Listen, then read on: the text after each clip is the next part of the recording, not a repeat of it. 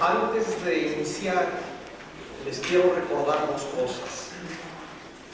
Primera, vamos a tener una sesión adicional el martes próximo, que va a versar en principio sobre mi trabajo. Me ha dicho la arquitecta Celia Facio, coordinadora de esta cátedra, que no contará para el recuento de asistencias.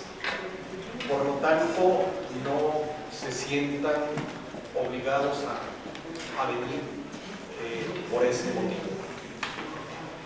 También les cuento de paso que todavía no sé qué enfoque le voy a dar a esa reunión de martes.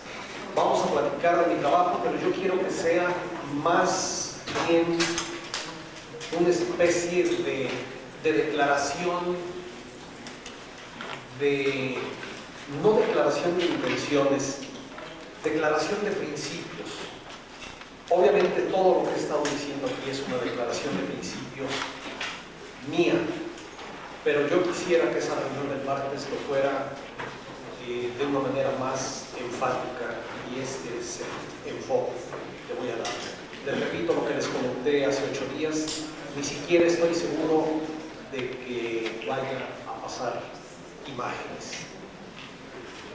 La segunda cosa que les recuerdo es que de hoy en 8, última sesión de esta serie, la vamos a dedicar a comentarios,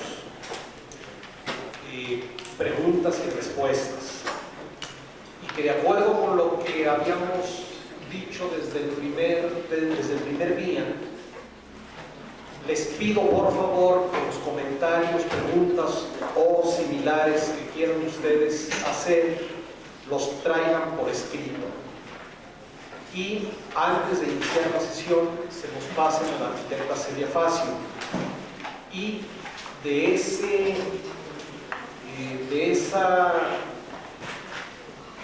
alterito de preguntas suyas, yo voy a ir sacando algunas al azar y comentándolas hasta donde les sea posible.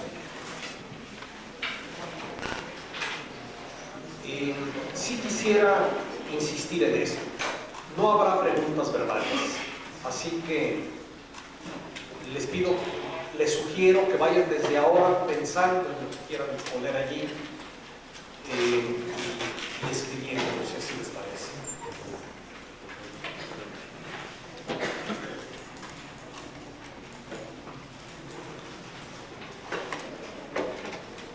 Retomo el tema iniciado hace 8 días, la ciudad.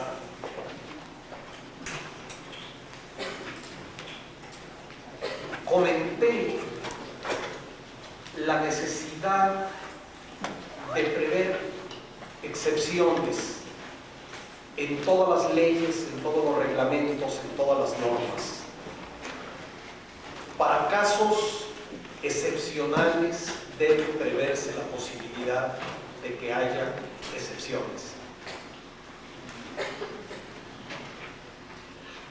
Después se me ocurrió un ejemplo que creo que es absolutamente claro.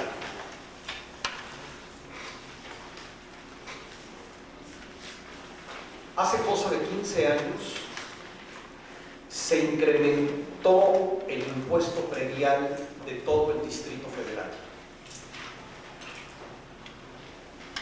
Y simple y sencillamente ese incremento hizo que las tierras agrícolas del Distrito Federal, en Milpa Alta y zonas vecinas, dejaran de ser productivas. A los ejidatarios y comuneros que tenían allí sus parcelas, dejaron de darles dinero suficiente para vivir y pagar impuestos. Empezaron a vender sus tierras, primero por un tanto. Dame tanto por mi parcela. Después por hectárea, luego por metro cuadrado, y ahora venden su tierra por kilos para abastecer los jardines de la Ciudad de México. Y el Distrito Federal perdió tierras que eran importantísimas para su equilibrio ambiental y para su función. Este es un ejemplo de cómo la falta de discernimiento de casos particulares puede dar resultados enteramente contraproducentes. Otro ejemplo. Aunque yo soy bastante escéptico con respecto a los concursos de arquitectura, no cabe duda de que en la mayoría de los casos, o en muchos casos, son una vía a la distribución más justa de las oportunidades de trabajo entre los arquitectos. Sin embargo, a mí siempre me ha parecido vergonzoso el que ni una sola de las obras de Luis Barragán, ni uno solo de los proyectos de Luis Barragán le haya sido encomendado por instituciones públicas. La posible excepción sería unos bocetitos que conocemos que hizo para el Zócalo de la Ciudad de México. Pero como no sabemos de dónde provino esa chamba, que ni siquiera llegó a ser un proyecto bien dibujado, ya no digo más, no sé si en algún momento, no sabemos si en algún momento algún funcionario gubernamental le propuso hacer. Pero es indudable que si viviera Luis Barragán, deberían ir las autoridades a suplicarle que hiciera trabajos públicos para la Ciudad de México o para cualquiera de las ciudades del país. Y de acuerdo con la ley, de acuerdo con la normatividad, eso no hubiera sido posible. Si quisiéramos que el más grande arquitecto que ha dado este país en el siglo XX, quizás Latinoamérica en el siglo XX, hiciera una obra pública para el Distrito Federal, Luis Barragán tendría que concursar, lo cual jamás hubiera hecho y nos hubiéramos perdido esta aportación que hubiera sido sin duda maravillosa. Vuelvo a repetir el asunto de las excepciones. Otra cosa que comenté la vez pasada, así como las ciudades deben ser multicéntricas, así como deben estar organizadas de fragmentos menores, de células pequeñas, interconectadas y complementarias, otro tanto debe suceder con las regiones. No podemos seguir viendo a las ciudades como entidades independientes del resto. De hecho, la Ciudad de México creo que debemos empezar a verla como elemento principal de una región amplia, cuyos límites habría que empezar a precisar, aunque fuera vagamente, pero que sin duda abarcaría Toluca, Pachuca, Cuernavaca, quizás Querétaro, quizás Puebla, y entre ellas establecer ligas eficientes y hacer de ellas elementos que se apoyen entre sí, que se complementen. Esta visión regional interconectada debería extenderse al mundo. Ya mencioné hace mucho aquellas ideas aberrantes de Doxiadis acerca del Ecumenópolis, pero y en el mundo está creciendo la conciencia de la autosustentabilidad y de la biodiversidad, pero realmente, y están aumentando mucho las áreas naturales protegidas en el mundo, pero solo podrá ser sustentable el planeta cuando lo veamos como una sola unidad autosustentable, como un área de protección ecológica que abarque del polo norte al polo sur. Los parques nacionales nunca son suficientemente grandes para garantizar los movimientos de las poblaciones animales, para garantizar la diversidad genética, para garantizar las migraciones, por ejemplo, los parques naturales mejor protegidos de Estados Unidos tienen terribles problemas. Yosemite, por ejemplo. El solo número de visitantes produce suficientes pisadas en la tierra como para compactarla y evitar que germinen las semillas, por ejemplo. A la idea de parque nacional se está pasando cada vez más a la idea de la reserva de la biosfera, que son lugares de donde no se excluye la actividad productiva humana. Tienen pequeñas zonas núcleo en donde sí es una reserva total, integral, pero la enorme mayoría de los territorios simplemente se trabajan de manera que no sea incompatible la actividad productiva. Esa es la más grande. Desde que se creó el primer parque nacional en el mundo, que fue Yellowstone en Estados Unidos, hasta hoy solo ha habido una verdadera transformación conceptual, y ha sido esa, la de empezar a considerar que los seres humanos somos parte del ecosistema y que debemos estar integrados a él, y debemos encontrar tecnologías que permitan esto. Hay dos ejemplos recientes, uno de ellos todavía vivo en nuestro país, que hacen ver lo difícil que es y el manejo frecuentemente difícil de saber si es justo o injusto, si es inteligente o tonto, si es demagógico o es realista de este tipo de problemas. Uno es el de la ampliación de las salinas de Baja California, en donde un gran número de estudios serios, hechos por gente neutral, determinaron que no había daño a los ecosistemas si se incrementaba la producción de sal. Lo cual, por otro lado, en un análisis superficial, suena bastante lógico. Y por otro lado, los grupos ecologistas, no solo mexicanos, sino de muchos lugares del mundo, insistiendo en que iban a ser dañadas las lagunas de reproducción de la ballena gris.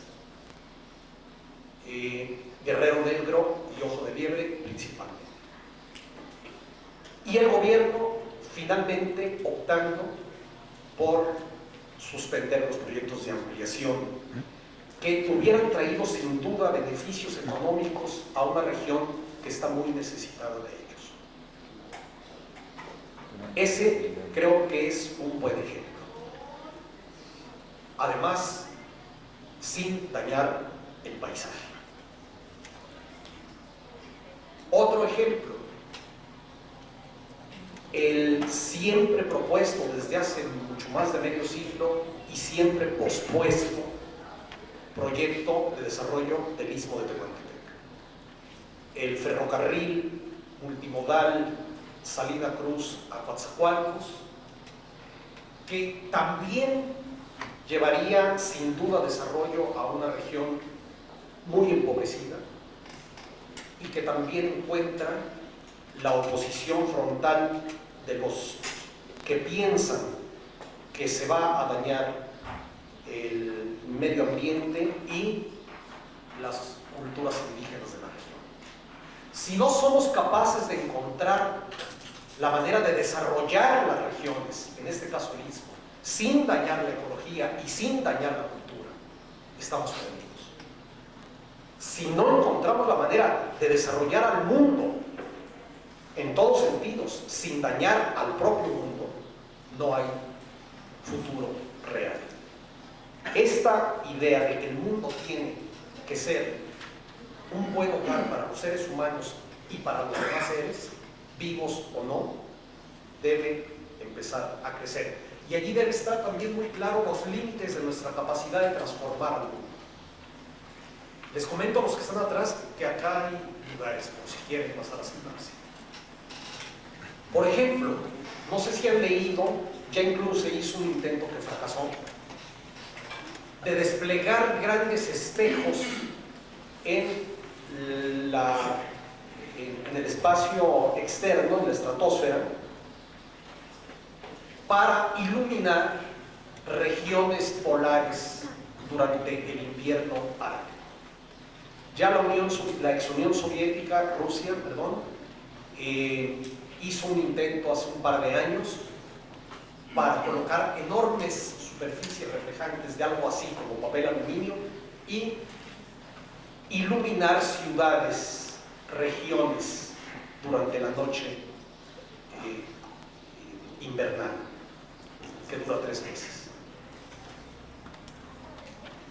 ¿Qué consecuencias va a tener eso para la flora, para la fauna, que han evolucionado adaptándose a la oscuridad que dura 3 meses?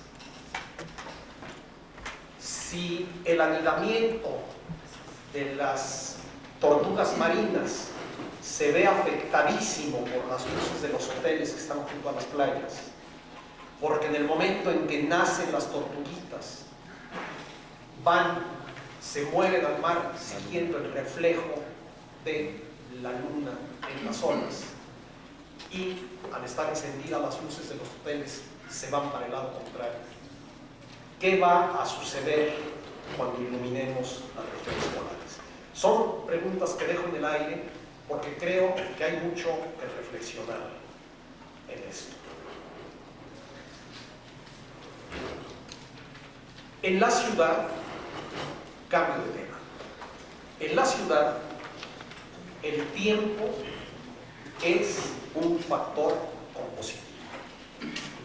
A la ciudad la crea la comunidad y no hay ningún lugar en el que el azar sea tan determinante para el resultado final. A la ciudad la crea la colectividad y la colectividad es muy poco homogénea por fortuna. Por lo tanto, la ciudad es el lugar preferido de la diversidad. Diversidad cronológica, diversidad cultural, diversidad genérica, diversidad humana. Por lo tanto, la ciudad debe ser también el sitio privilegiado de la tolerancia. Y más que eso, no es el que nosotros toleremos a los que piensan distinto. Es más que eso, porque tolerar es como resignarse a que existan, como concederles el derecho de existir. Y no se trata de eso.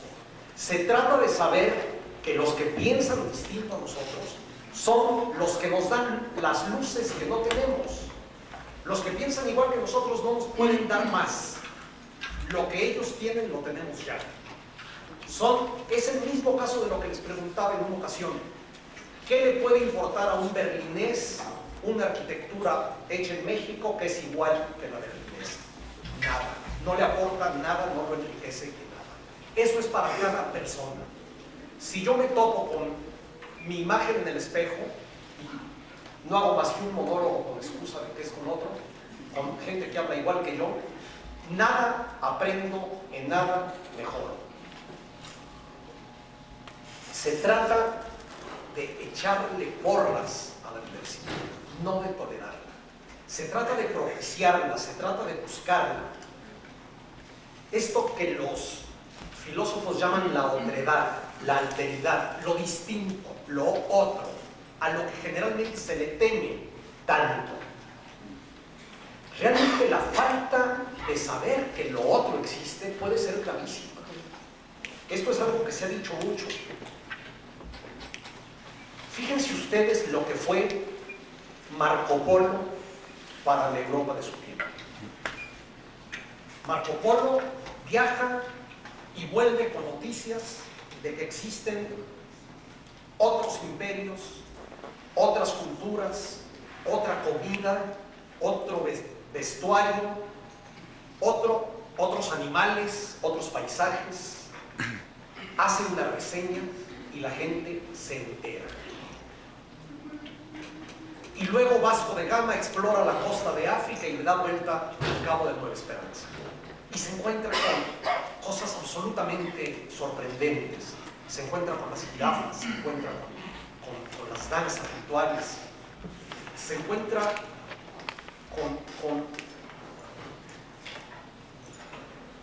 con el prodigio, se encuentra con lo otro, se encuentra con la otredad. Por otro lado, Europa comerciaba con los moros, comerciaba con países de muy distintas religiones y culturas. Por lo tanto, los europeos estaban perfectamente preparados para enfrentar a una nueva diferencia americana. En cambio, los americanos ignoraban que existiera esa otredad. Ignoraban que detrás del mar había gentes iguales que ellos, que pensaban de otra manera y mundos distintos. Solo eso explica el que menos de 500 gentes hayan conquistado al Imperio mexicano. Es absolutamente inexplicable de otra manera. Llegan los señores a caballo y a los americanos los derrota el asombro, los derrota el miedo, los derrota el temor ante lo otro, ante lo desconocido. Mientras que la diversidad, fíjense ustedes, debe haber sido hace 15 días, porque era un jueves poco antes de venirme para acá. Hablé con una hija mía que trabaja en un periódico de Guadalajara y me dio la noticia de que Israel había bombardeado la sede de la Autoridad Nacional Palestina y que una de las cosas que para mí eran más emocionantes y esperanzadoras de todo lo que he vivido, que era el inicio de la reconciliación o de encontrar fórmulas de convivencia entre Israel y Palestina, se había venido abajo. Y pensé en ese momento cómo desde el siglo XI hasta el siglo XV Toledo fue quizá,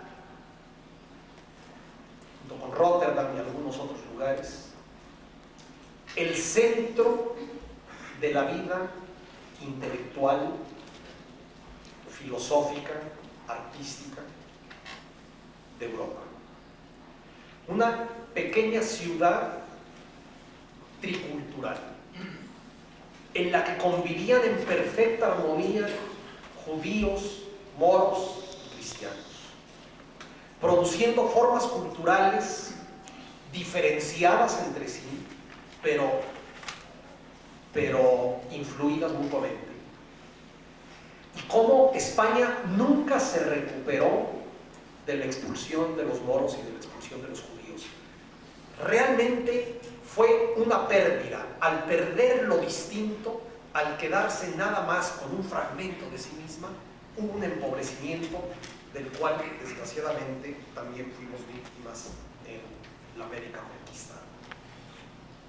De tal manera que la diversidad es algo que debemos buscar como un tesoro, y debemos ser capaces en las ciudades de crear la belleza y la armonía urbanas en esa diversidad. Ya he repetido mucho aquí que la belleza no hay manera de definirla, pero todos sabemos lo que es. De tal manera que todos sabemos de lo que estoy hablando cuando hablo de la armonía urbana. Una de las definiciones que ya les he dicho es que belleza es la armonía de las partes con el todo y de las partes entre sí. Esto queda bastante bien para la ciudad. Ahora está de moda una pose snob que dice que no es que la ciudad sea fea, sino que se trata de una belleza distinta. Se lo he oído decir a muchísimos seres pensantes que no entiendo cómo, pero lo creen. En ese caso, la bruja Hermelinda podía ser Miss Universo. La palabra fea o la palabra feo podría borrarse del diccionario. No existiría algo que mereciera el adjetivo feo. Simplemente sería otra belleza.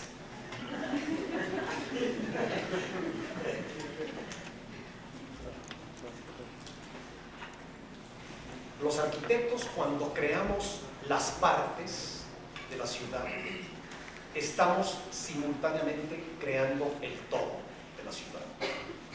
Estamos creando piezas de esa obra colectiva múltiple, siempre inacabada, que es la ciudad. Cuando estamos proyectando, consiguiendo los espacios de la fachada para adentro, estamos creando el sitio de habitación de personas individualizadas, de grupos. Cuando estamos consiguiendo la fachada y de ahí para afuera, estamos consiguiendo el espacio colectivo. Es una enorme responsabilidad, es una enorme irresponsabilidad la manera como generalmente proyectamos. Son muy pocos los arquitectos que realmente, al encargarse de su trabajo, lo piensan desde el principio, tomando en consideración el entorno. Son muy pocos, es una minoría vergonzosa. Esta es, sin duda, la omisión más grande que debemos reprocharle a la arquitectura mexicana del siglo XX. La arquitectura mexicana reciente ha sido capaz de levantar magníficos edificios, maravillosos conjuntos de edificios, pero ha sido totalmente incapaz de crear o de preservar ciudades armónicas.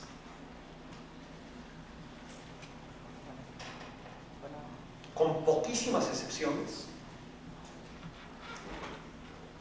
todas nuestras ciudades grandes y pequeñas son verdaderos pantanos de horror, de incoherencia, de caos, de fealdad, de desorden. Y para vergüenza nuestra, en esas escasas excepciones, casi solo incluimos ciudades del pasado en las que la arquitectura contemporánea ha intervenido poco. Era realmente grotesco el que cuando un grupo de gente se estudiaba y proponía que la ciudad de Oaxaca fuera declarada Patrimonio Nacional, los mayores opositores a ese decreto eran los colegios de arquitectos locales, que lo veían como una amenaza a su fuente de trabajo, sin pensar que era un trozo de la ciudad de Oaxaca, el núcleo, el que debía preservarse, y que el resto estaba para ellos.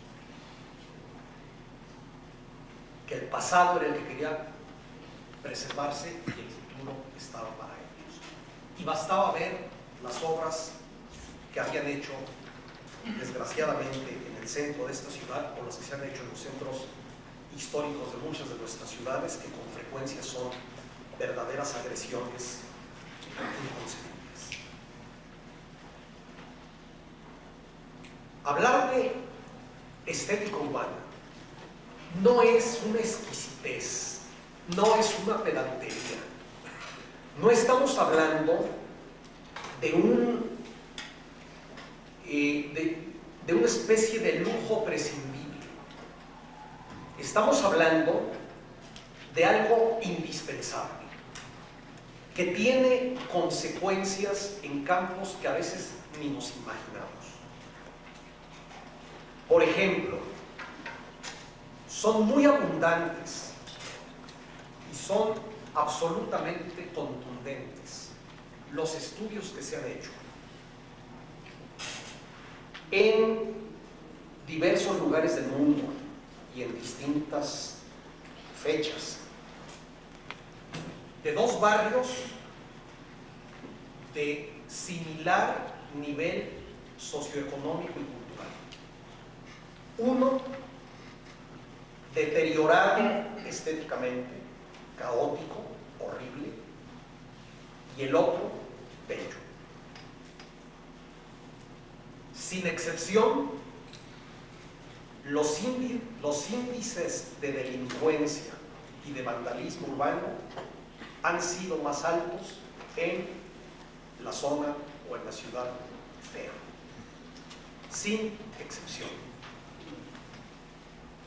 Lo cual es absolutamente lógico. Si yo llego con uno de ustedes y de entrada le doy una palmada en el hombro y lo saludo afectuosamente, la respuesta natural va a ser amable. Y si yo llego con cualquiera de ustedes y de entrada les doy una patada en la espinilla, la reacción natural es devolvérmela. Y es esta patada la que la ciudad nos da desde que despertamos hasta que nos dormimos todos los días, por los ojos, por los oídos, por el olfato, por todos nuestros sentidos y nuestros extrasentidos. Y quien recibe una agresión la responde inconscientemente. Y esto es un factor importantísimo de la violencia social que padecemos. Vivimos en una sociedad de exasperados, de gente enervada, y en esto no está libre de culpa el caos estético, el caos visual en el que estamos sumergidos. Otro factor es el aburrimiento. Santiago Genovés ha hecho estudios recientes muy interesantes sobre la violencia y el aburrimiento de los pobladores urbanos. En uno de sus libros maravillosos, Desmond Morris, en un libro llamado El zoológico humano, Desmond Morris hace también análisis fascinantes sobre a este respecto. Hemos creado una verdadera cultura de la violencia que tiene consecuencias tan tristes como la de haber perdido la noche. Hemos perdido la noche. No podemos disfrutar de la noche. Se ha vuelto el espacio del miedo.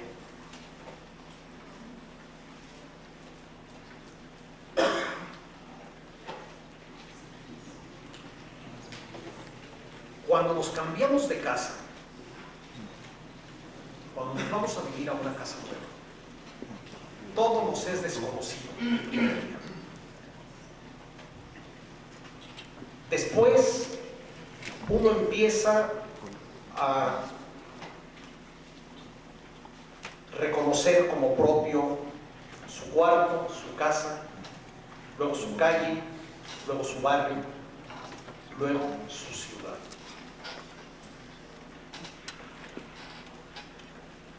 Esta apropiación amorosa, esta apropiación por la vía del afecto, es algo que debemos propiciar, apoyar, quitar impedimentos para que se realice. Creo que una de nuestras urgencias es la de erotizar nuestra relación con la ciudad. Erotizar la relación entre el ciudadano y su casa urbana. Es decir, establecer entre ciudadano y ciudad un vínculo basado en el placer y en el amor. Que darán como consecuencia el respeto. Y que, como en todo vínculo erótico, se debe obtener placer del placer del otro. Sin embargo, hay muchos, me estoy acordando, el primer libro de poemas de Pita Amor se llamó Yo soy mi casa. Es un título precioso, debiera ser el lema de los arquitectos. Mi casa urbana soy yo, y yo soy mi casa. Somos lo mismo, lo que afecta a uno afecta al otro. Cuando alguien lo agrede a mi casa urbana, me agrede a mí. Como cuando alguien agrede a una gente que yo amo, me agrede a mí.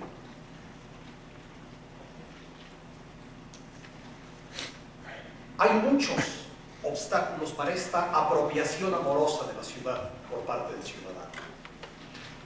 Algunos son de índole política.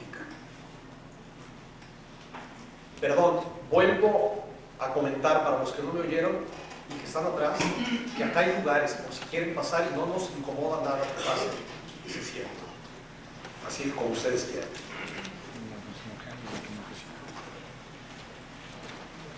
Les decía, algunos de los obstáculos para esta apropiación son de índole política. Una de las deformaciones, de tantas deformaciones grotescas de la infrapolítica mexicana, ha sido el ejercicio patrimonialista del poder. Así como Luis XVI dijo, el Estado soy yo, aquí podría decir cada presidente municipal, el municipio soy yo, o cada gobernador, el Estado soy yo, o cada presidente del país soy yo. El autoritarismo, el patrimonialismo ha sido la regla y ahora está cambiando, pero por décadas la ciudadanía se creyó eso. No miraba a los gobernantes como los administradores transitorios de la pertenencia de la ciudadanía, sino como los dueños de sus respectivas jurisdicciones. La gente realmente se marginó. La gente no podía sentirse dueña de la ciudad porque la ciudad tenía dueño y el dueño era el gobernante. Otros obstáculos para la apropiación son, por ejemplo, las privatizaciones urbanas de las que hablé hace 8 días.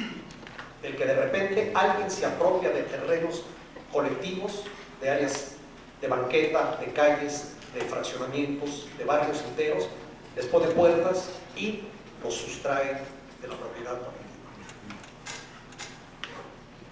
Por cierto, quisiera hacer rápidamente un comentario. Es indudable que una de las formas de privatización del espacio colectivo es el comercio ambulante en la ciudad de México, sobre todo. Sin embargo, Yo en lo personal no estoy en contra del comercio ambulante. En primer lugar, me parece que es producido por fenómenos muy complejos que no se pueden eliminar por decreto. No se puede, por un acto de voluntad política, suprimir un fenómeno que ha tenido causas muy hondas, muy injustas, muy crueles, y que ha sido, desde luego, también muy manipulado y muy aprovechado por grupos de poder. Por otro lado, el comercio ambulante ha estado en el centro de la Ciudad de México toda la vida. Desde cuando venía la nao de China,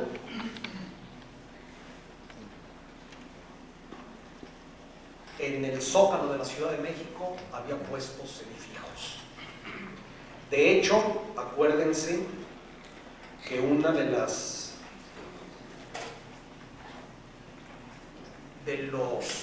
ejemplos en los que se ve el intercambio entre México y Filipinas, que se hacía a través de esta nao, fue el intercambio de parejas para la palabra mercado,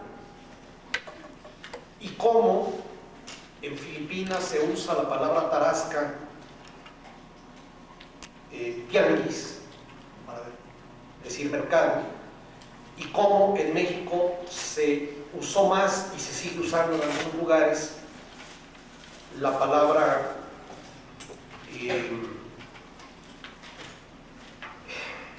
Dios mío, Miguel, ¿cómo se llama el de Tlaquepaque? El parián. La palabra parián. Y el primer parián que hubo en este país, es decir, el primer mercado, gran mercado callejero, el primer gran parián que hubo en este país, ocupaba el Zócalo de la Ciudad de México. En México les llamamos parián, que es una palabra tagala, filipina, y en Filipinas le siguen llamando tianguis al mercado, que es una palabra mexicana, como tantas otras palabras intercambiadas. Las guayaberas también vinieron de Filipinas. Y es parte de la función tradicional, ordinaria de las calles, de las banquetas de la Ciudad de México. Yo pienso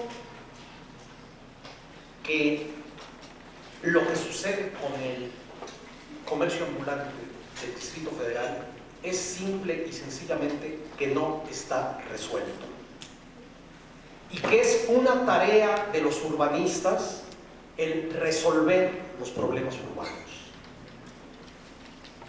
No juzgar abstractamente si deben existir o no. Existen y no hay manera de suprimirlo. Ahora lo que sí hay manera es de resolverlo, incorporando a la economía formal a los que ahora están en lo informal, encontrando los lugares adecuados y la manera adecuada para ubicarlos. Es una tarea importantísima para la cual se tiene que convocar a los mayores talentos. Insisto, no me parece que sea per se, de una manera fatal, un defecto de la función de nuestro espacio humano. No me parece en absoluto.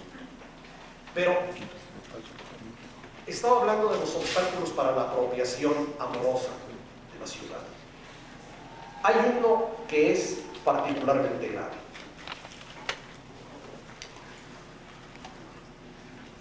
Los anuncios comerciales, la publicidad urbana, son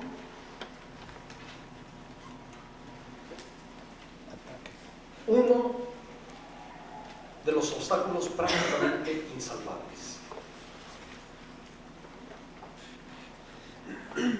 La vez pasada decía cómo al llegar a casi todas las ciudades europeas se tiene la sensación muy novedosa y muy placentera que al principio no sabe uno definir o ubicar, pero que uno sabe que hay algo que está muy bien y que es la presencia de la historia. Cuando llega uno a otras ciudades, que puede ser desde Nueva York hasta Pekín o hasta Pátzcuaro, hay una sensación distinta, pero también muy placentera y también al principio ambigua. Es una sensación como de que no hay intermediarios entre la ciudad y yo, como de que la puedo tocar, como de que me puedo relacionar con ella de una manera más verdadera y total. Y después de un rato, cae uno en cuenta de que lo que pasa es que no hay anuncios. Y otro rato después, se da uno cuenta de que esto no es cierto, de que sí hay anuncios. Lo que pasa es que los anuncios están supeditados a la ciudad y no a la nación. Los anuncios están allí. Cuando uno busca farmacia, hay un letrero que dice farmacia, y cuando uno busca tal cosa, hay indicaciones. Pero no nos han cambiado la ciudad por un aparador de anuncios.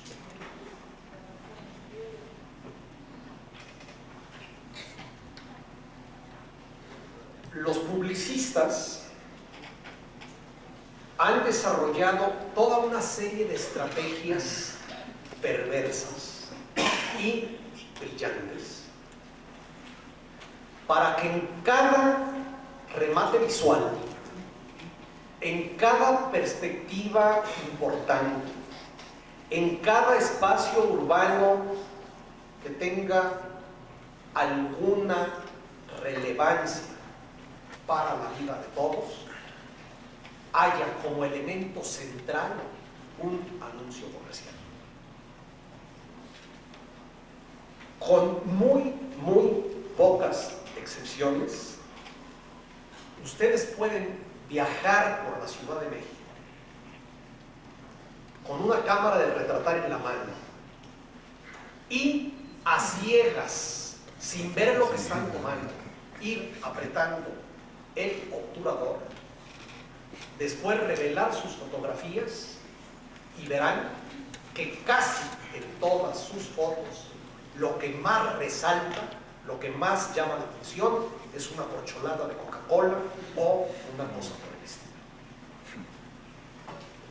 Hace poco iba con un amigo en el periférico norte, el coche de él, y de repente le dije: ¿en dónde está la ciudad? Volteábamos 360 grados, se acabó. Volteábamos a todo nuestro alrededor y lo único que veíamos eran gigantescos anuncios. Los edificios no tenían otra función que la de servir de pedestal al movimiento, a la sociedad de consumo. Y resulta que los anuncios son, por definición, lo que no es mío, lo que no me pertenece, lo que otros quieren que yo haga, que yo compre, que yo vea, que yo beba, que yo esto o aquello.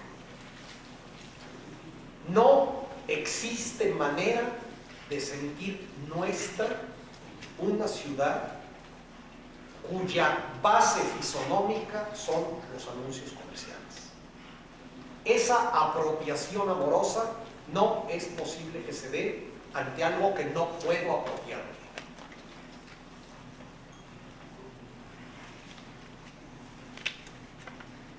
El meter en cintura a los anuncios, justo esa es la función de las autoridades.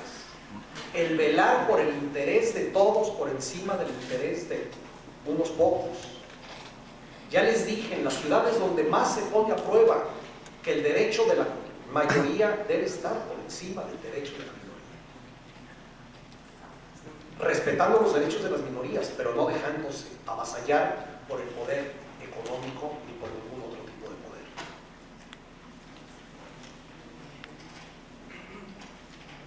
Una ciudad no puede tener su imagen en venta al mejor postor sin perder su dignidad. La hemos perdido, sin duda alguna, y pagamos las consecuencias. Esa imagen, ¿cómo la percibimos? La imagen de la ciudad. Yo creo que una de las quizás la característica más original de cómo percibimos la ciudad es la simultaneidad. Percibimos simultáneamente un cúmulo de información que tiene como resultado la imagen que tenemos de la ciudad. Hace un momento hablé de percepciones sensoriales y no sensoriales.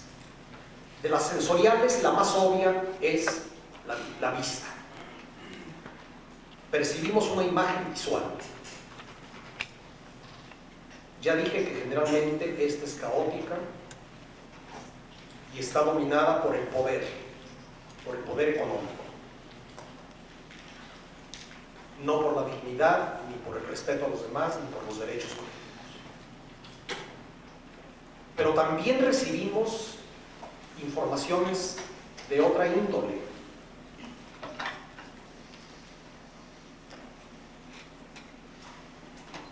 Hay, por ejemplo,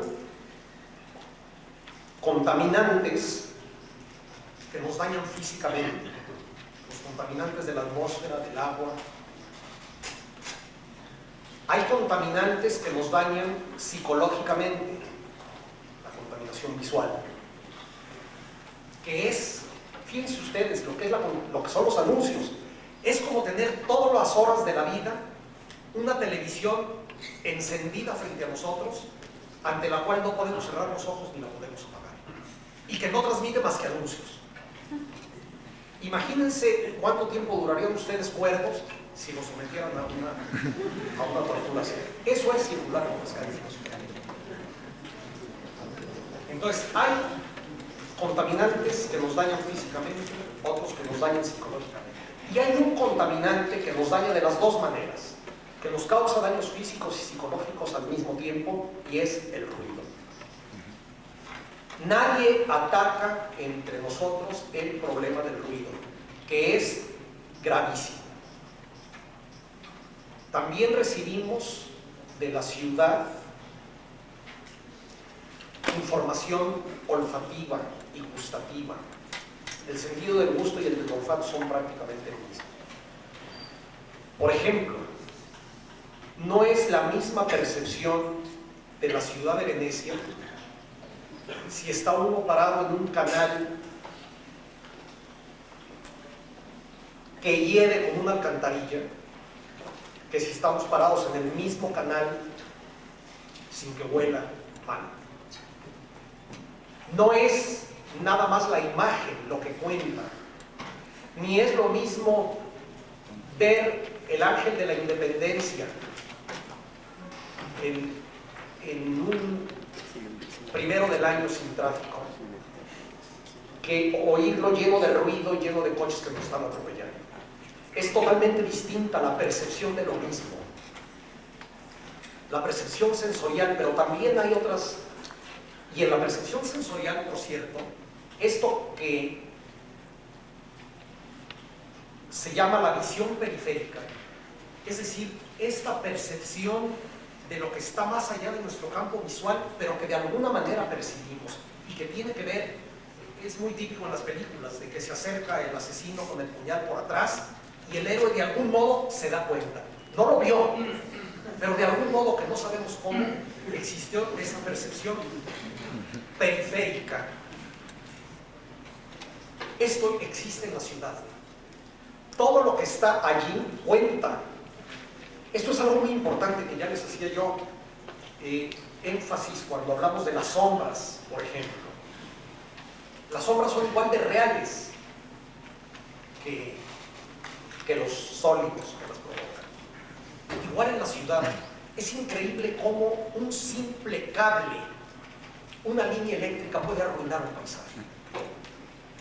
La Comisión Federal de Electricidad tiene siempre el buen pino de mandar las torres de alta tensión a lo largo de las carreteras, siempre del lado en que más daña nuestra percepción del paisaje. Siempre. Y realmente ver un edificio o un lago sin cables de por medio es una rareza. Por todos lados está presente este terrible contaminante. En el Ángel de la Independencia, volviendo al ejemplo, o en la palmera maravillosa que querían tirar para poner un monumento, cosa que era verdaderamente aberrante, ya que dejen en paz. Miren, así como hay que hacer cosas nuevas, también tenemos que aprender a dejar en paz al mundo, a dejar en paz lo que está bien y no tener esta manía de cambiarlo todo, siempre.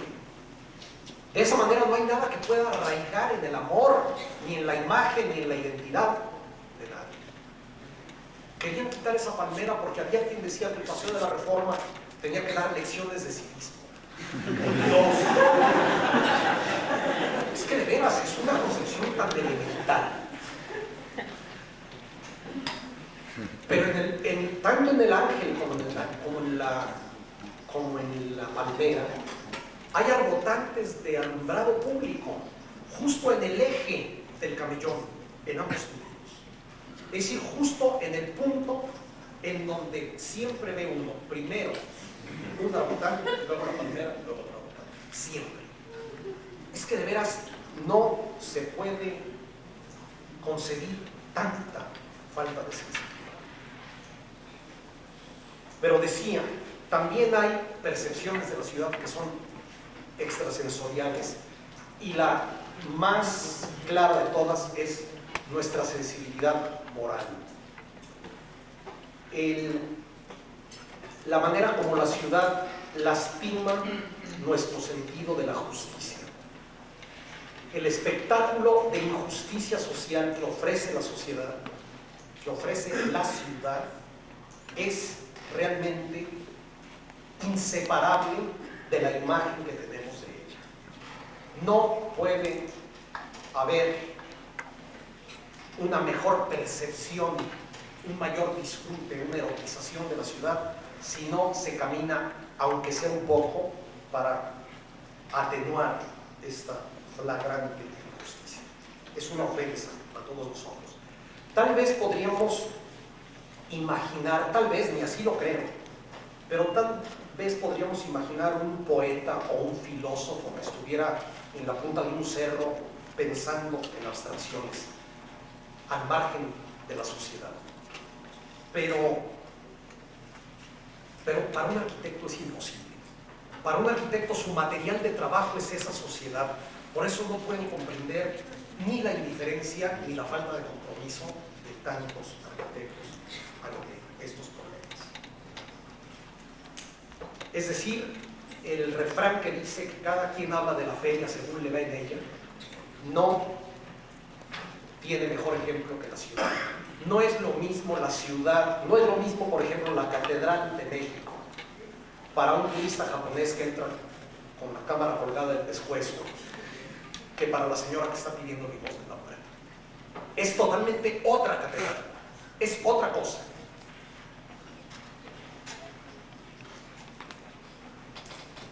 Hace tiempo en alguna de estas pláticas mencioné el hecho que se nos olvida con frecuencia de que siempre vemos, de que siempre miramos en perspectiva. Mirar en perspectiva significa muchas cosas. Entre otras, el que las cosas que están más próximas son virtualmente más grandes que las que están más lejos. Y que un objeto pequeño colocado cerca puede dañar objetos enormes que están lejos o incluso hacerlos desaparecer. Tan es así que nuestros párpados que miden 2 centímetros cuadrados nos hacen desaparecer el mundo entero porque están muy cerca. Eso se nos olvida. se nos olvidan. En una ocasión leí en Londres un trabajo fascinante que decía, que se llamaba Perspectivas que Londres no puede perder. Era un estudio de ciertas imágenes memorables de Londres, que si se perdían, Londres dejaba de ser Londres. En la Ciudad de México, por ejemplo, ¿ya? No, sí, siempre me espero. En la Ciudad de México, por ejemplo, una de estas perspectivas memorables era de estar parados, por ejemplo, en la Avenida Juárez, enfrente del hemiciclo de Don Benito, y ver al final el monumento a la Revolución, con el cual pasaba algo similar a lo que Borges decía de Carlos Gardel, que decía: Carlos Gardel cada día canta mejor. Es decir, cantaba mejor a los 10 años de muerto, y mejor a los 20 años de muerto, y mejor a los 30 años de muerto. Con el monumento a la Revolución pasó lo mismo. Al principio a todo el mundo le parecía espantoso. Decían que era la gasolinera más grande del mundo. Y luego fue adquiriendo carta de naturalización y empezamos a verle grandes valores y empezó a ser una imagen muy entrañable, esa perspectiva. Y de repente, a kilómetros de distancia, alguien a quien la ciudad le importó absolutamente un cuerno, levantó la monstruosa Torre de Pemex. Y entonces el monumento a la Revolución dejó de ser una silueta contra el cielo, dejó de tener luz entre el arco y apareció un tapón que arruinó para siempre esa maravillosa y entrañabilísima perspectiva. Ese tipo de estudios faltan totalmente entre nosotros. Nadie se ha puesto a pensar cuáles son las perspectivas que no podemos perder. Por ejemplo, cuando empezaron a levantar un edificio detrás de la primera casa de Luis Barragán, en General Francisco Ramírez 12,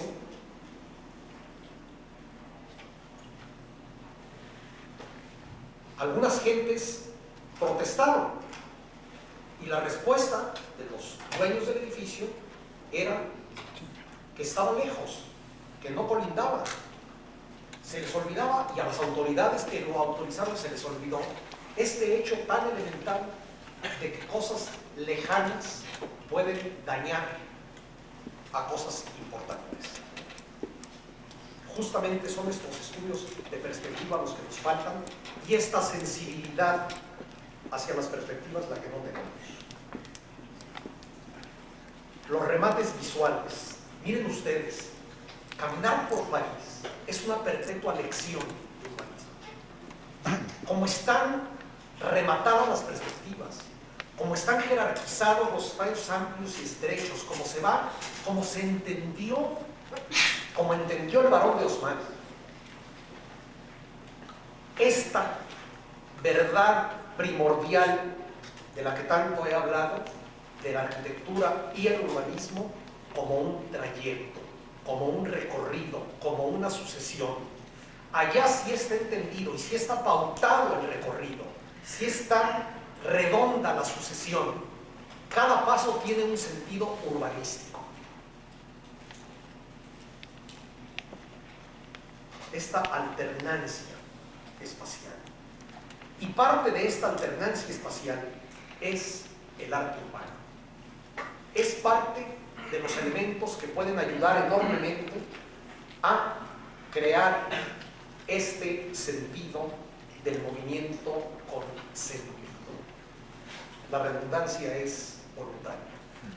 El sentido del movimiento con sentido. Obviamente, el arte urbano por antonomasia antonomasia, el arte urbano esencial es la propia arquitectura. Esto es ineludible. Esto debiera ser una de las grandes riquezas de la arquitectura, que generalmente está lejos de ser. Existe también, aunque son claros los ejemplos acertados, pintura urbana. Pero sobre todo cuando hablamos de arte urbano, pensamos en la escultura.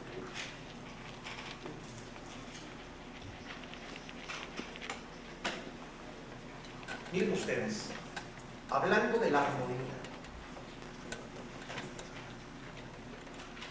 podríamos decir, por favor no se escandalicen por lo que voy a decir, que la mayor virtud de una obra de arquitectura debería ser la de pasar desapercibida, sin que esto signifique falta de calidad para nada, sino subordinación al conjunto. La mayor virtud de las obras de arquitectura debiera ser la de pasar desapercibida, con una excepción: la de aquellos edificios que tienen por algún motivo válido valor de símbolo para la colectividad. En este caso es exactamente al revés. Su mayor virtud es la de destacarse. En ambos casos el resultado final debe ser la armonía. La armonía es la prioridad. En el primer caso se logra por el camino del mimetismo. En el segundo caso se logra por el camino del contraste. El que haya contraste no significa en modo alguno el que haya un choque inarmónico. De hecho, la naturaleza usa los dos principios de composición, el del mimetismo y el del contraste. Y en ambos casos, sus lecciones son infinitas.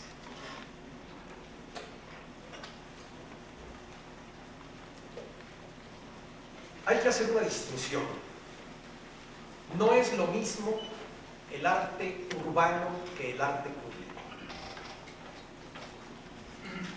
Arte público es cualquier obra que está en un lugar, por lo menos teóricamente, accesible a todos. Puede ser el interior del Palacio Nacional, puede ser el atrio de una iglesia, puede ser un lugar más o menos cerrado al que, repito, por lo menos teóricamente todo el mundo puede acceder. Eso es arte público. El arte urbano es otra cosa. Todo arte urbano es arte público, obviamente, pero no todo arte público es urbano.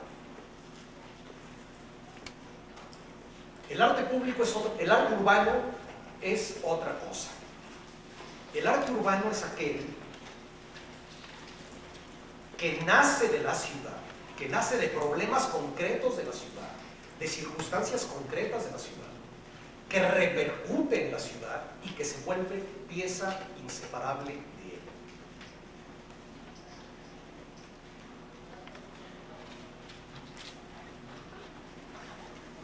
¿De dónde nace el arte urbano? Nace, en primer lugar, de un emplazamiento.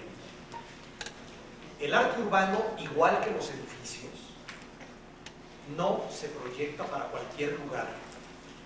Se proyecta para un sitio específico, con un entorno, con unos edificios, con un telón de fondo, con unos árboles, con unos anuncios, con unos cables, con una escala, con unas perspectivas. De todo esto, repito, igual que para un edificio, nace el arte urbano.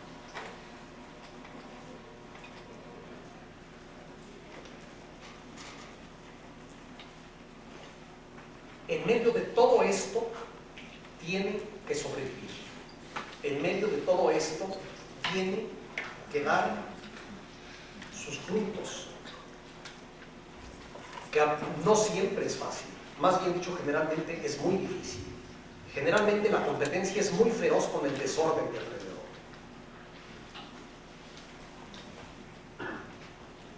La escala.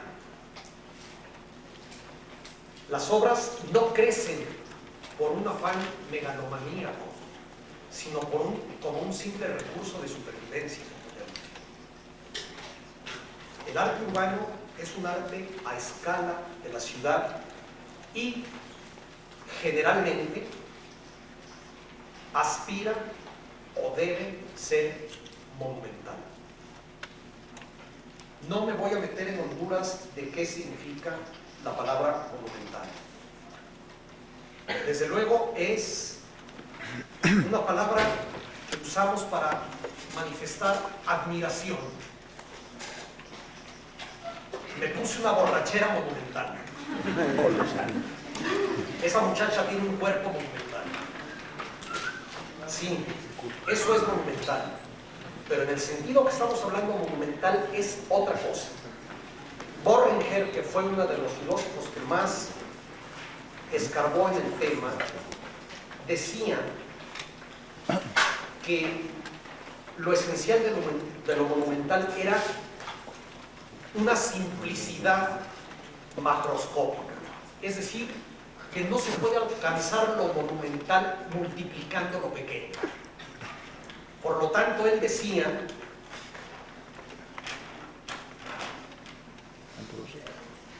muchísimas gracias.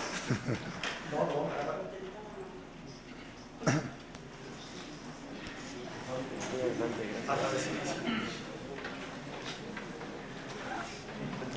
Borringer decía que lo monumental nace siempre con esta dimensión, que nunca multiplica lo pequeño, que nunca crece y que nunca trata de parecer infinito. Que lo monumental era como la forma más acabada y perfecta de lo finito.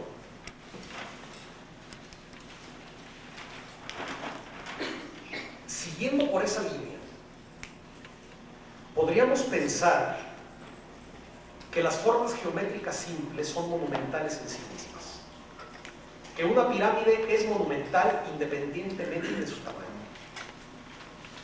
De hecho, lo monumental no necesariamente lo grandioso, lo capaz de impactarnos y producirnos esta especie de sobrecogimiento que asociamos con la idea de monumentalidad, no tiene por qué ser enorme. De repente entra, por ejemplo, uno al Panteón de Agripa, en Roma, y hay un poderío, que no es un edificio grande, hay un poderío del espacio, que realmente, aunque sea un templo pagano, y uno tenga una cultura distinta, le dan a uno ganas de caer arrodillado y de entender por primera vez lo que significa la expresión por los siglos de los siglos. Ese hueco en el techo, eso es lo monumental. Por lo tanto, según Borringer, lo gótico, por ejemplo, jamás es monumental, por ejemplo. Porque es justamente la sobreposición al infinito de pequeñeces.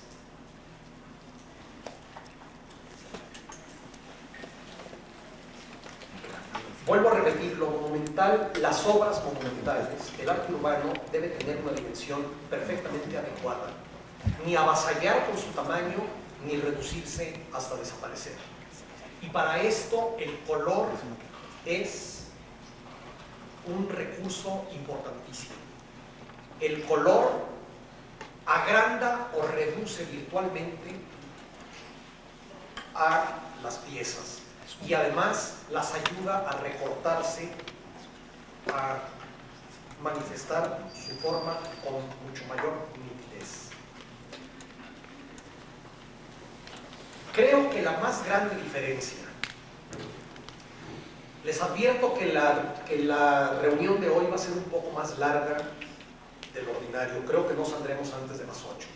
Si alguien tiene que irse, les doy mi palabra que no me ofendo. Y qué bueno que lo mencioné ahora. Y creo que la mayor diferencia entre el arte urbano de hoy y el arte urbano del pasado reside en la índole del espectador. El espectador del arte urbano de hoy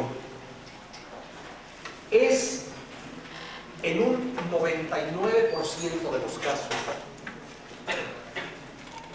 alguien que va a bordo de vehículos a 60 o 70 o 80 kilómetros por hora, que no puede distraerse porque se estrella con el coche de enfrente, y que en un parpadeo deben recibir toda la carga expresiva de la obra. El espectador del arte urbano del pasado era alguien que tenía tiempo, que podía percibir detalles, sutilezas, que podía darse cuenta si el héroe representado en la estatua se parecía o no al héroe original, que podía leer letreros en el pedestal, murió por la patria. Actualmente, un arte basado en la complejidad o en la sutileza simplemente no funciona en el sentido arquitectónico de la palabra. No funciona. El arte tiene que simplificarse y adecuarse al nuevo tipo de espectador. Y además, una de las maravillas del arte urbano tiene que responder al cambio aceleradísimo de puntos de vista, a este movimiento virtual que el movimiento del espectador, como ya lo hablé aquí en otra sesión, le imprime al objeto observado.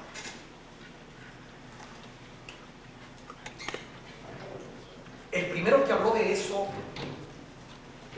el primero del que yo me enteré que hablara de eso, fue David Alfaro Siqueiros, cuando hizo los murales de la rectoría.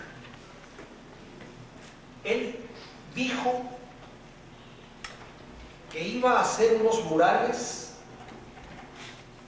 tanto para la gente que los observaba desde el campus como para la que circulara por los Insurgentes. Es evidente que fracasó. La gente que circula por Insurgentes ni ahora ni antes han mirado los murales.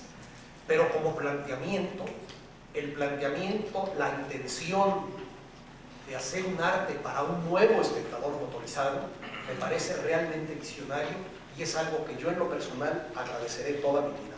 Esas luces que nos dio Siqueiros con su planteamiento.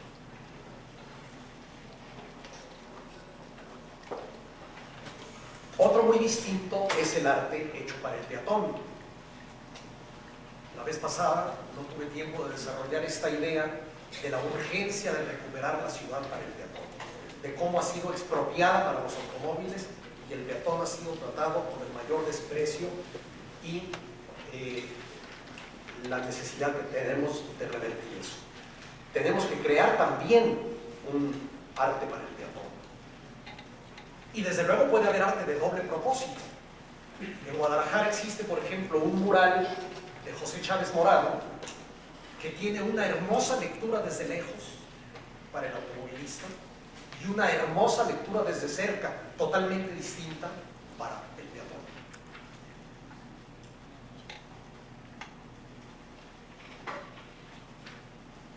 Los extremos serían el arte hecho para una carretera y el arte hecho para una plaza en la que no circulan automóviles. El arte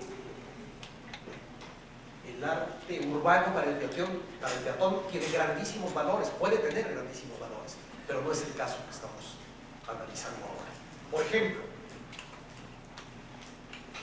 A lo largo del Paseo de la Reforma hay estatuitas de próceres. Si en una noche las quitan todas, van a pasar semanas antes de que la gente que circula por Reforma se dé cuenta.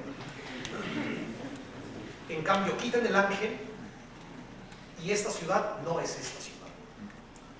En un caso no se trata de arte urbano, no incidió en la estructura de la ciudad. En el otro es una seña de identidad, es uno de los elementos que una ciudad no puede perder como las perspectivas de Londres sin dejar de ser ella misma.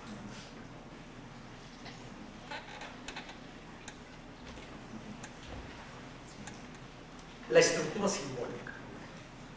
¿Qué es eso? El arte urbano debe contribuir a reforzar la estructura simbólica de la ciudad. Es decir, la imagen memorable, la imagen recordable, la imagen inolvidable de la ciudad. Cuando uno va a Nueva York, se trae la imagen de la Estatua de la Libertad. Y cuando uno va a París, se trae la imagen de la Torre Eiffel. Es muy claro lo que la Torre Eiffel y la Estatua de la Libertad significan para los turistas. Pero ¿qué significan para los que viven allí? Significan un elemento de los que no abundan, que crea la ciudad de todos. La ciudad de todos. El Zócalo es de todos. El Ángel de la Independencia es de todos. Es lo que nos da un sentido de pertenencia de la ciudad colectiva. Y en una ciudad hecha de inmigrantes como la Ciudad de México, de gente recién llegadas en un porcentaje altísimo, estos elementos son todavía más importantes. Cuando yo era niño, se decía que a los gatos había que embarrarles los bigotes con manteca para que se acerenciaran a la casa. Esos son los gatos.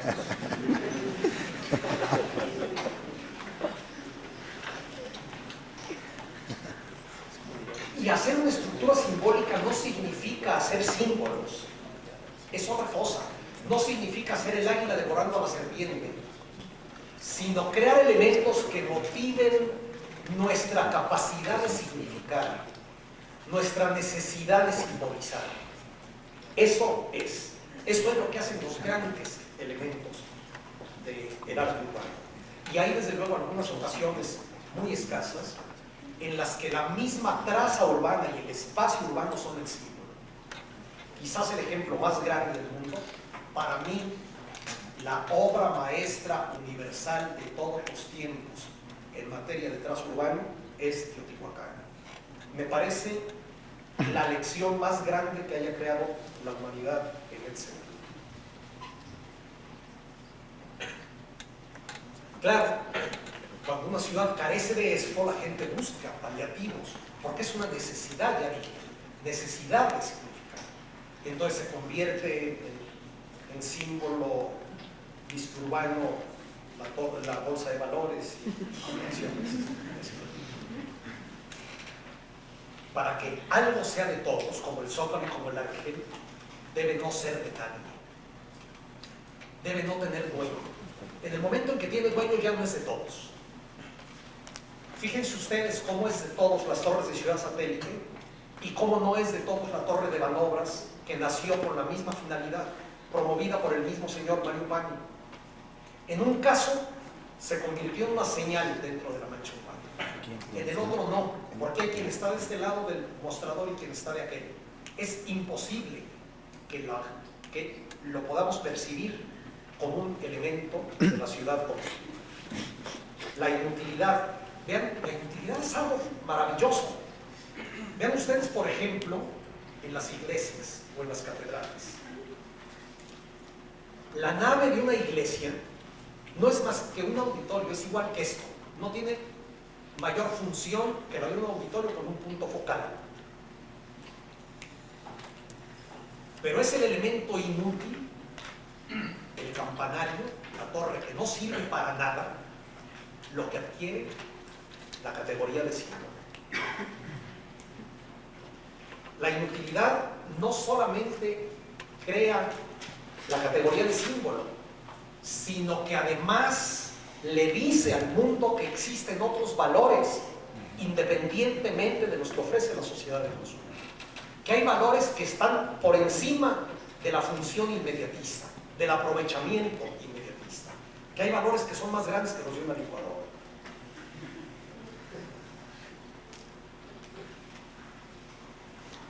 Los monumentos hacen ciudad. Fíjense, ¿no? Simplemente como principio de concepto urbano, lo que iba a ser el Palacio Legislativo de Porfirio Díaz, del cual su remanente es el Monumento a la Revolución, es la cúpula transformada en el Monumento a la Revolución,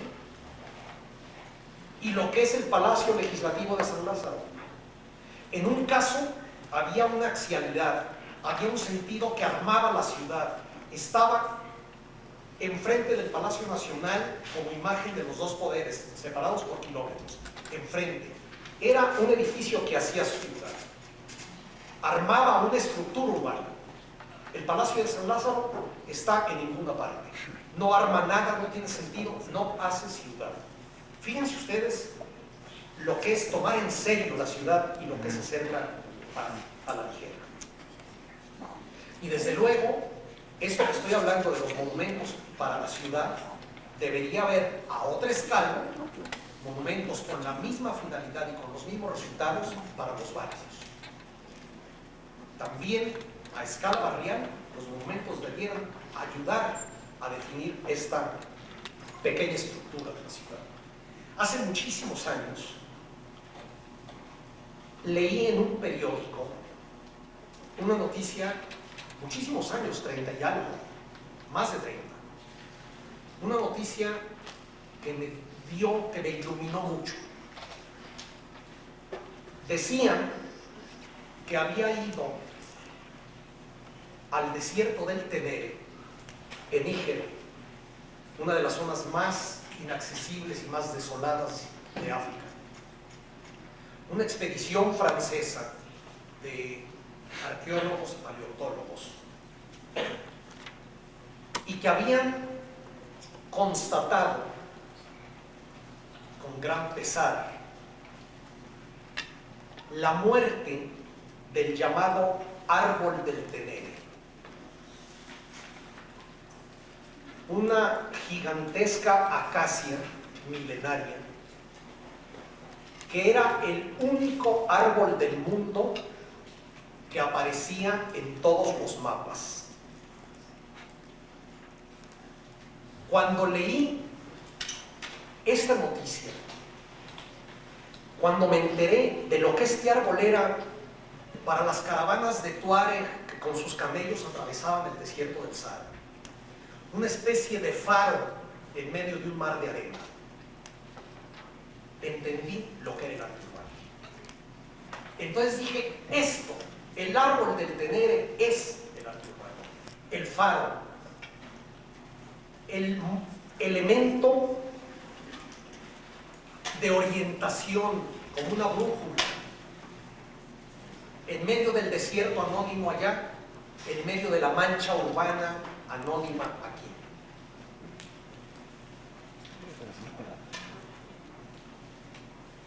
La fractura en el paisaje, el acento en la palabra, el despertador visual.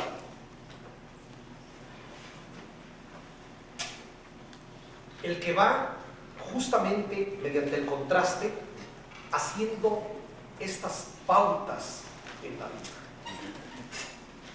Y dentro del arte urbano, Dios mío, se va a decir, dentro del arte urbano, el agua, las fuentes. El agua es realmente un elemento imposible de agotar. Y cada vez más escaso en nuestro paisaje urbano.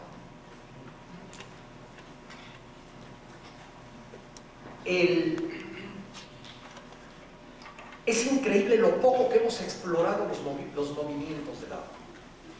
Generalmente solo hacemos chorritos, en menor porcentaje cascadas, y todos los demás movimientos del agua no los hemos sabido ver ni utilizar expresivamente, creativamente.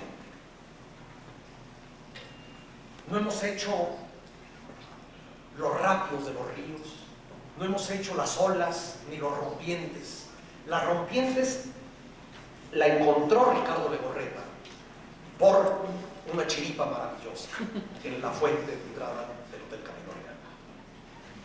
Una de las fuentes más originales y más fuertes que yo he podido ver. Pero por ejemplo los remolinos, o las lluvias, o los goteros, u otros movimientos más artificiales, simplemente vean lo que es un reguilete con el que se riega el jardín de su casa. Es una maravilla. ¿Qué cosas no podríamos hacer? O los cañones de agua que hay en el Trocadero, enfrente de la Torre Eiffel, que son uno de los espectáculos más impresionantes que yo he visto. Claro, no hay que caer en las ridiculeces de las fuentes de colores y saltarinas que van moviéndose con el agua en los brillantes.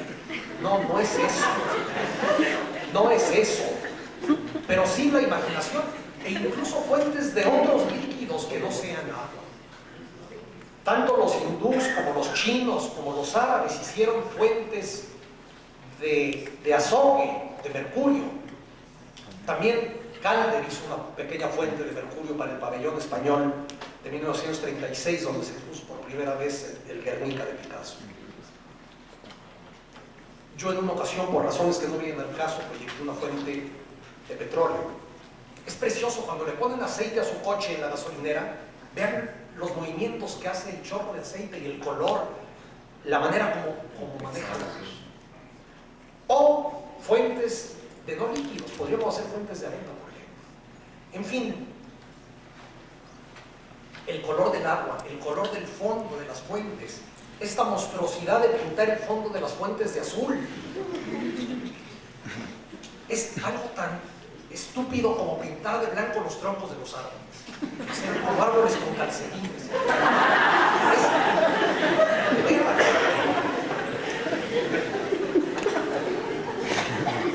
Esta voluntad de artificializar lo natural, esta manera, Dios mío, en la Alhambra, por ejemplo, en la Alhambra, ¿cómo entra uno a espejos de agua, a fuentecitas, a chorritos, a decoraciones en las paredes, los poemas enlazados entre las tracerías?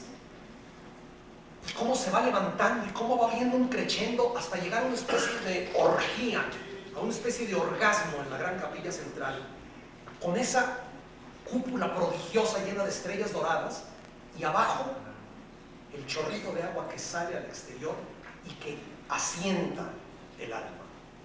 Es realmente el saber entender de qué se trata la arquitectura, el saber que la arquitectura no es nada más que vibras, no es otra cosa. O bien, al otro lado de la Alhambra, ya en el Generalife, una escalerita con unos pasamanos anchos, en donde hay unos canalitos de agua.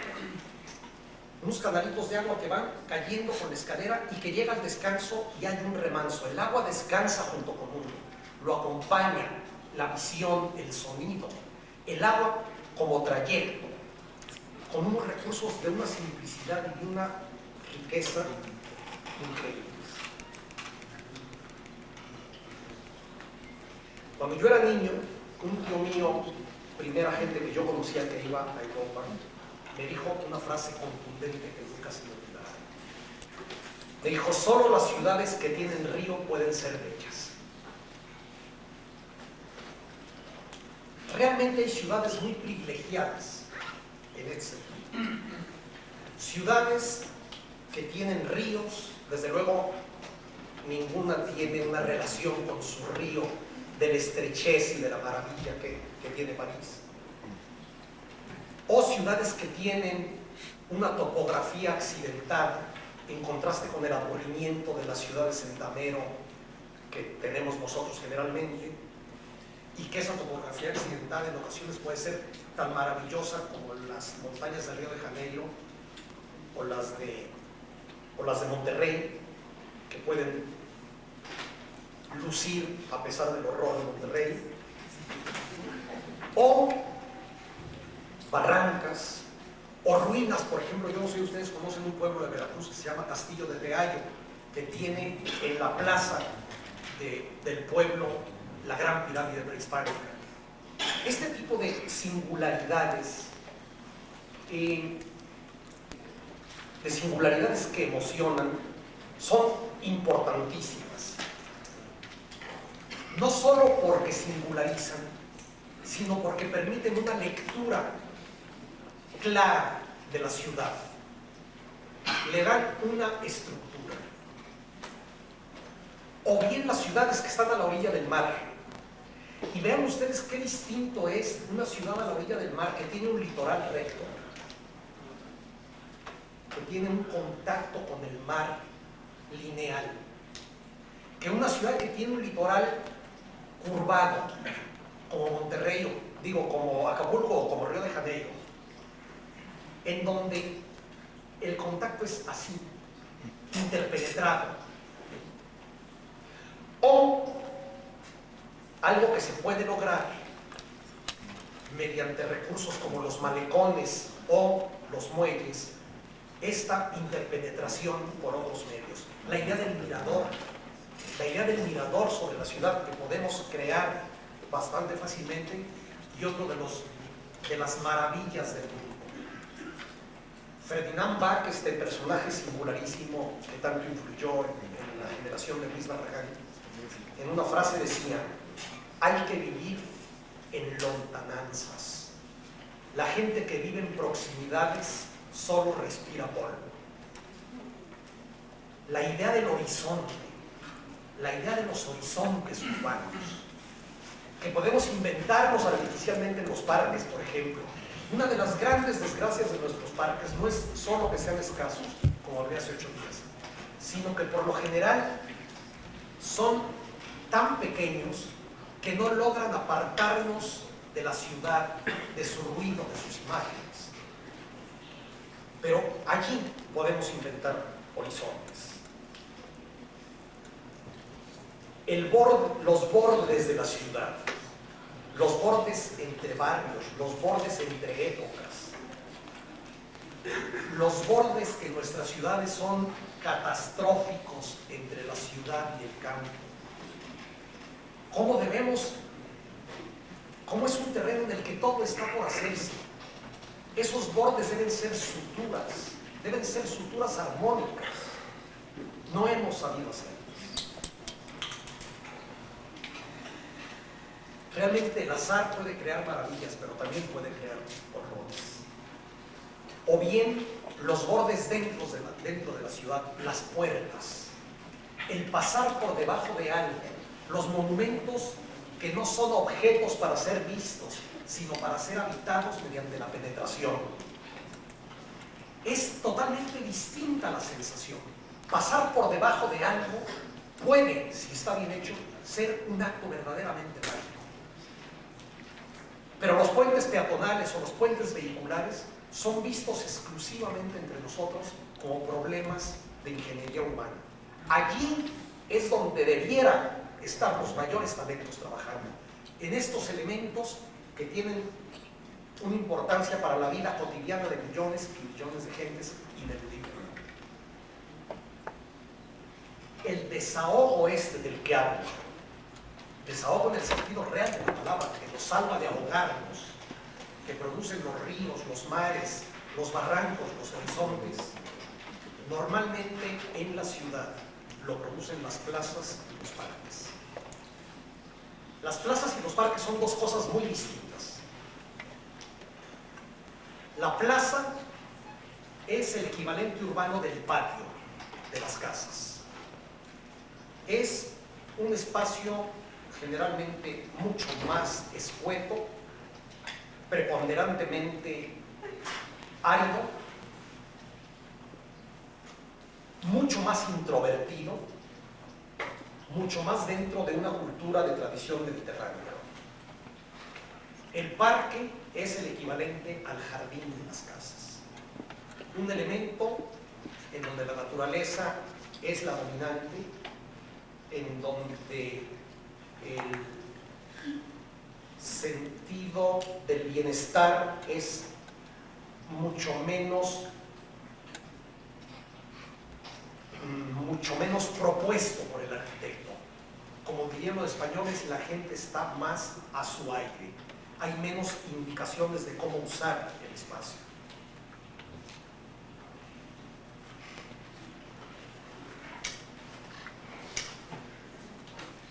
Las plazas y los jardines tradicionalmente se hacen solos. Van quedando estos huecos en la ciudad, estos intersticios. Y cuando los creamos, los arquitectos de hoy no siempre tienen esta misma relación con sus delimitantes que la que se ha ido creando poco a poco a lo largo de los siglos. Ya mencioné en una ocasión que para mí uno de los grandes espacios abiertos del mundo, justamente por la perfecta relación entre la dimensión del espacio abierto y sus murallas, es el Zócalo de la Ciudad de México. Esto es lo que hace una plaza.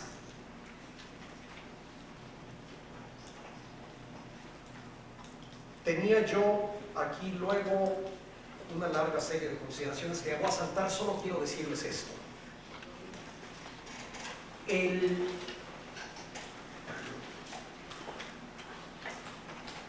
Muchas veces salimos a andar por un cerro,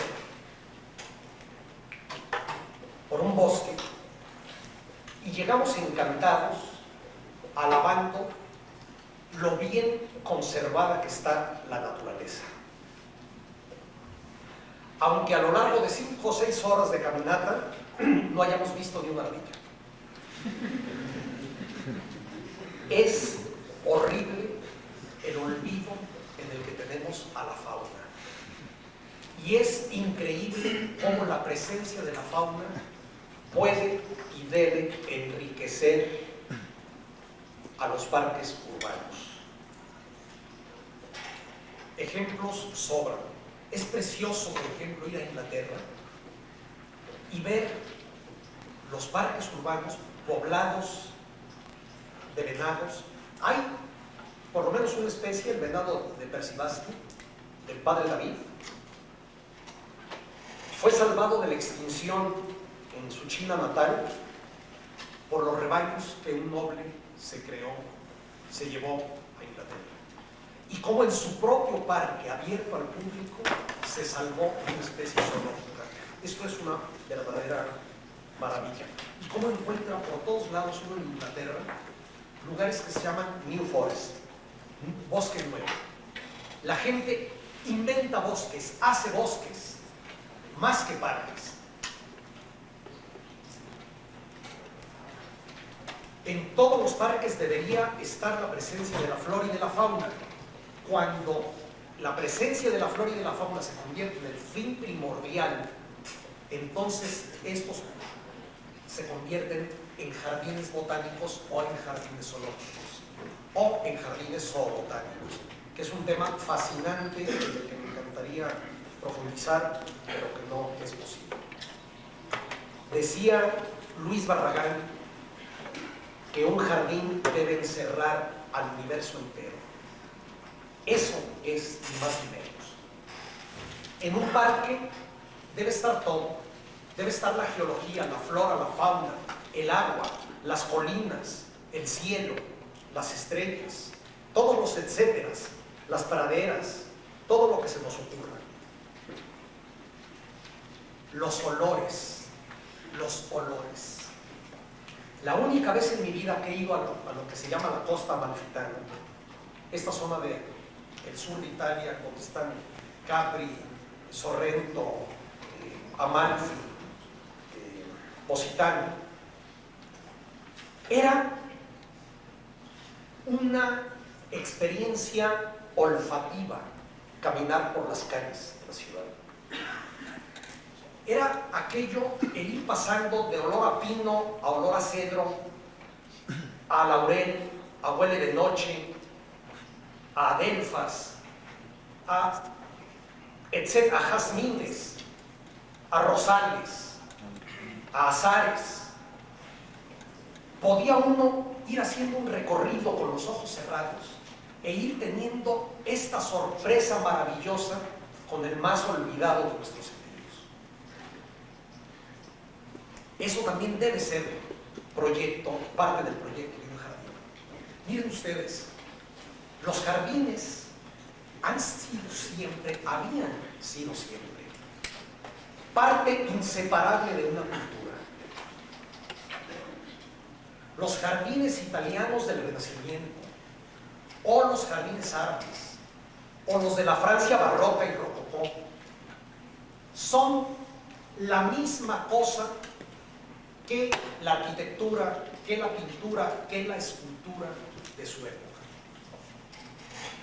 ¿Dónde diablos están los jardines de nuestra época? ¿Dónde están? ¿Dónde está el equivalente jardinístico de nuestra pintura, de nuestra arquitectura, de nuestra escultura? ¿Dónde está? El único esfuerzo serio que conozco en el mundo es el de Roberto Burle Marx, en Brasil, que quizás sea el único gran aporte, desgraciadamente personal y no colectivo, desde que a finales del siglo XVIII o a mediados del siglo XVIII nació la prodigiosa tradición jardinística inglesa. El ejemplo insuperable, insuperable. Yo a los jardines botánicos de Kew, cerca de Londres, he ido decenas de veces en mi vida, la última de ellas hace pocos meses, y nunca he podido evitar, desde la primera hasta la última vez, estando allí, pensar, este es el lugar más bello de la tierra. Y los ingleses tuvieron el genio, uno dice, sí, los jardines de Kew están hechos para el clima que conocían, con la vegetación que conocían. Pero luego va uno al jardín botánico de Harare, la capital de Zimbabue, y ve uno lo que hicieron con la flora del desierto, con el clima del desierto. Y va uno a Singapur y ve lo que hicieron con el clima lluvioso y tropical cálido de Singapur. Y ve uno cómo hay un entendimiento de la naturaleza que les permitió hacer estos paraísos terrenales fuera el lugar. Realmente creo que no hay ejemplo más alto de jardinería que la tradición inglesa. Tenemos que encontrar nuestro estilo de hacer jardines adecuado a lo que tenemos. Queremos reproducir los prados de Londres. Plantamos pastito y luego le ponemos un letrero de no pise el pasto. Plantar pasto y poner un letrero de no lo pise es tan estúpido como hacer un monumento y poner un letrero que diga no ve el monumento. Para eso son. Lo que pasa es que, claro, cuesta mucho trabajo mantener los pastos en nuestro clima porque no es la jardinería de nuestro clima. Eso es lo que tenemos que inventar. Y hablando, miren, en medio de las llanuras hay lo que se llama bosques de galería, los bosques que se extienden a lo largo de los arroyos y de los ríos, franjas arboladas en medio de la pradera. Eso debiera ser el arbolado de las banquetas. Justamente eso. La presencia de la naturaleza a lo largo de las calles. Yo no he visto en mi vida banquetas más bellas que unas que vi justamente en Singapur, en donde no es que hubieran plantado árboles, sino que nunca los cortaron. Y allí están las banquetas amplísimas, con los árboles en donde cayeron, gigantescos, con todos sus estratos vegetales, con los troncos cubiertos de enredaderas, con las epífitas creciendo arriba, y en pleno centro de Singapur, con manadas de changos brincando de árbol en árbol. Caray, no son fantasías. Cuando yo rehice un parque destruido de Guadalajara en el centro, propuse que soltáramos manadas de chango. Y el presidente municipal, de veras, que me miró. Es facilísimo. Imaginen ustedes lo que sería eso. Ir al Parque de la Venta en Villahermosa y acostarse en el suelo y ver a los aulladores pegando gritos arriba. Es facilísimo. Lo más es quererlo. Las calles techadas. Miren ustedes, estas calles de los ojos árabes, cubiertas de lonas ondulantes, o de techitos de carrizo, o los techos de papel picado de cuando llevan a los santos y a las vírgenes en los pueblos. ¿Por qué no hemos de tener calles techadas? ¿Por qué no hemos de tener en Cuernavaca, donde hace un calor y donde la gente estaría feliz de caminar por la banqueta bajo techo, calles techadas de bugambilias? ¿Por qué no? ¿Cuánto costaría tener unos cables de lado a lado de las calles, cultivar las bugambilias y tener un techo de todos colores? Es nomás tener ganas. No hay árboles. Si el 0.001% de los árboles que las campañas de reforestación dicen que plantan en las calles sobreviviera, viviríamos en una jungla impenetrable. No hay continuidad de acciones, no hay racionalidad, no hay proyectos de forestación urbana, proyectos inteligentes. Me salto todas estas hojas. Pues yo pienso que terminamos. Me quedan todavía algunas cosas por decir, pero pienso que ya se les fue el tiempo y aunque a la próxima nos vemos ya de nuevo. Muchas gracias.